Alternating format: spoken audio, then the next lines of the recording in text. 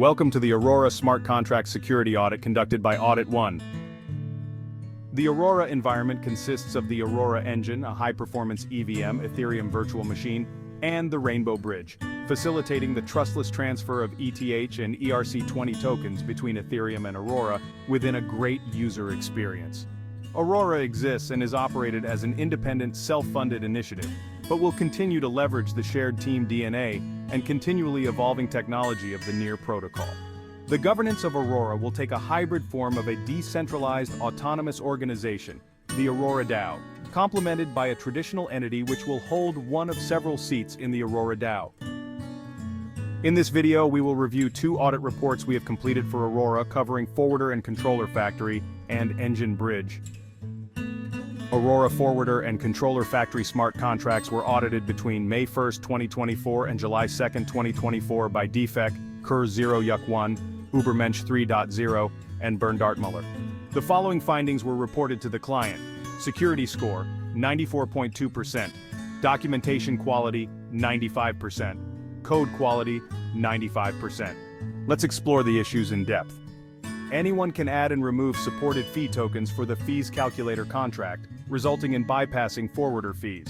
In Add Supported Token and Remove Supported Token, consider checking if the caller is the contract owner. There is a lack of comparison with target network and token ID in forwarding logic.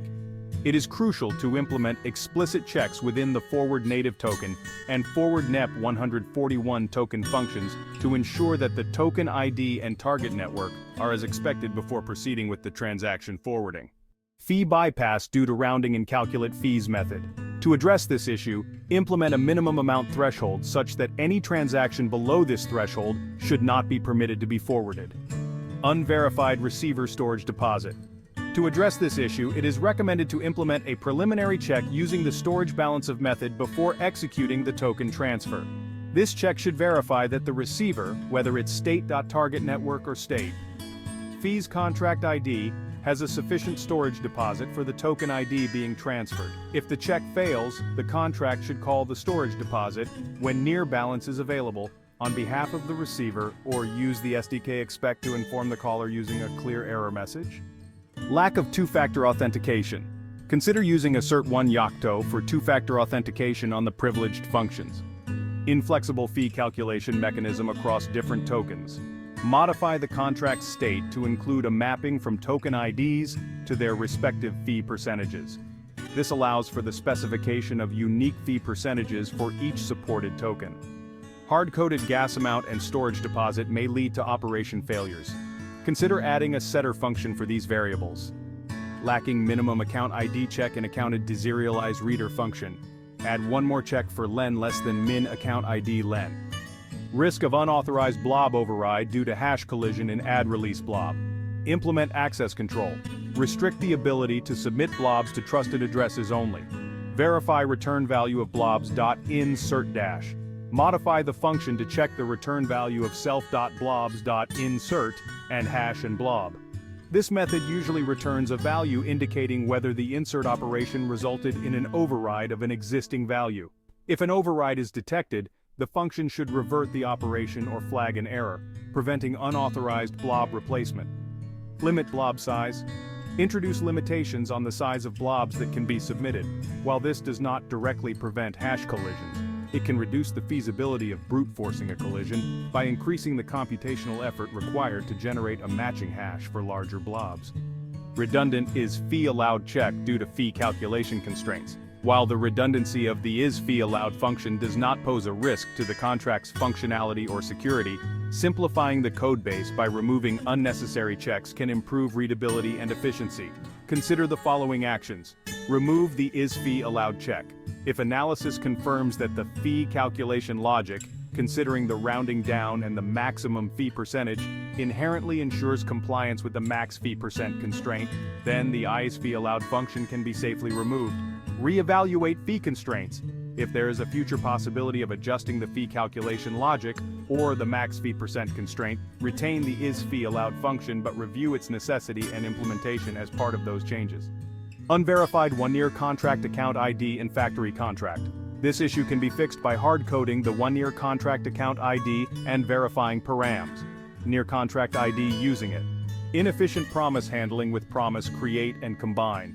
Replace the use of promise create and combine with promise create a call in instances where only a single promise is being handled. Mismatch between code documentation and implementation regarding parameters length check. To resolve this issue, the documentation or comments should be updated to accurately reflect the implemented logic. If the intended behavior is to accept up to 12 elements in the parameters list, the comment should be corrected to match this logic, stating clearly that the maximum number of elements allowed is 12, not 10. Conversely, if the original intention was indeed to limit the list to 10 elements, then the code should be adjusted accordingly by setting max num contracts to 10. Ensuring consistency between the documentation and the code will improve clarity and developer experience. Misuse of standard expect over SDK expect for error handling. Replace the instances of the standard library's expect method with the near SDK's SDK expect method for error handling. This change will ensure that errors are handled in a way that leverages the near platform's capabilities, leading to more informative error messages and a better overall experience for developers and users interacting with the smart contract. Removing the release info and blob for the latest release results in an error when retrieving the latest release blob via getLatestReleaseBlob. Either delete the latest release when calling remove release or prevent removing the release when calling remove release associated with the latest release.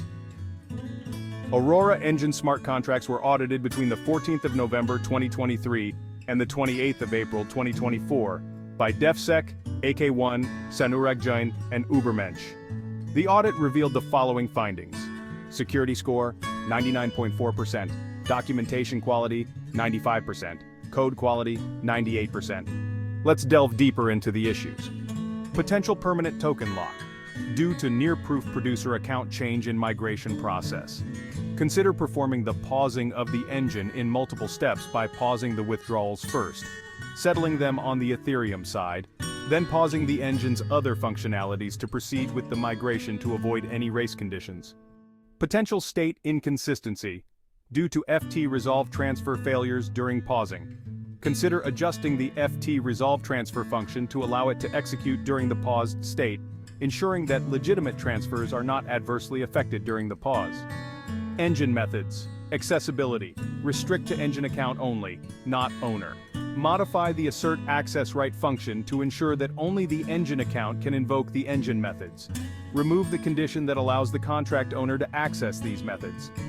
Connector DAWR's engine-compatible method cannot be compiled properly due to incorrect typo in the derived attributes. Update the code as shown above to fix this issue. Loss of event, backward compatibility in migration process. Implement callback functions in the engine which will be called back by the new connector after forwarding any action that emits relevant events. This callback should ensure that events are also emitted at the engine's level. Storage deposit for new account can be skipped. Minimum deposit should be enforced if account is not registered as done in engine_storage_deposit function. Vulnerability and out-of-date dependencies. Prioritize updating the affected crates to the latest secure versions as recommended in the advisories. Lack of upgrade function. Consider implementing an upgrade function. Inconsistency in internal storage unregister function compared to reference implementation. To align with the reference implementation and enhance the safety of the contract, it is recommended to implement saturating add in the internal storage unregister function. This change will protect against overflow and standardize our contract's approach with established best practices. Lack of two-factor authentication. Consider using Assert1 Yocto for two-factor authentication on the privileged functions. Efficient handling of large data sets in accounts and proofs processing. To address this issue, it is recommended to implement chunk-based processing or pagination for large data sets. Remove relayer key is not refunding the 100 tokens that were charged when add relayer key. Update the function to refund the 100 tokens to the valid relayer. Lack of pause check. If the contract is designed with a pause mechanism for emergencies, ensure that all functions which should be paused in such scenarios are consistently checking this condition. Migrate can be called multiple times. Add a new variable migrate complete which turns true when the migrate function is successful. Also, if migrate complete is true, then an error should be thrown. The Aurora team promptly addressed our corrections and resolved all identified issues. AuditOne is proud to have enhanced the security of the Aurora smart contract. Explore the complete details in our comprehensive report. For more information, visit our website or follow us on social media. AuditOne, your trusted partner in blockchain security.